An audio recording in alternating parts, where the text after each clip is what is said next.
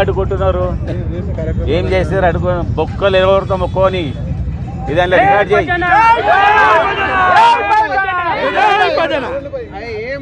ఇదాంట్లో record చేయి టీవీలో play చేయి తప్పు చేసిన ఏమైనా కొడుకు ఉంటే వాడు భయం పడతాడు చేస్తాడు చేత కానీ దద్దమ్మలంతా ఇవన్నీ ఎన్నికలలో ఎక్కడ పోతున్నారు ఒక కార్పొరేటర్ గెలవరు హైదరాబాద్ సిటీలో ఒక ఎమ్మెల్యే గెలవరు ఇవన్నీ మీరు కళ్ళతో చూస్తూ ఉంటారు అప్పుడు ఏం చేయాలి ఈ కాకిగోళలు చేస్తుండాలి దీనికి మేము బెదురుతాం నాకు 40 ఏళ్ళు అయింది ఈ ఇంచు జరగం మేము అడిగేది రెండోది మా కార్యకర్తలు ఎట్లా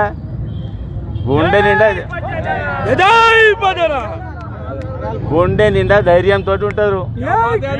20 ఏళ్ళు ఉద్యమాలే చేసిన వాళ్ళు ఇవేంటి 5 ఏళ్ళు 4 ఏళ్ళు 3 ఏళ్ళకు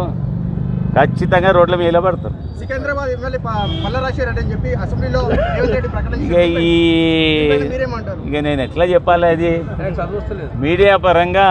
మీరు చూడాలి అది నేను చెప్తే బాగుంటుందా వాళ్ళకి తెలియాలి అవన్నీ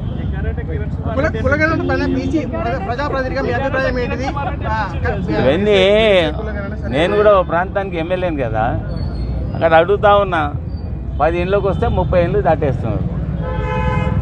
ఏం చేయరు పథకాలు రావు పేదలు లబ్ధి పొందరు వాళ్ళ జీవితాలు బాగుపడి మళ్ళీ మా బాస్ కేసీఆరే రావాలి పేదల కష్టాలు పట్టించుకోవాలి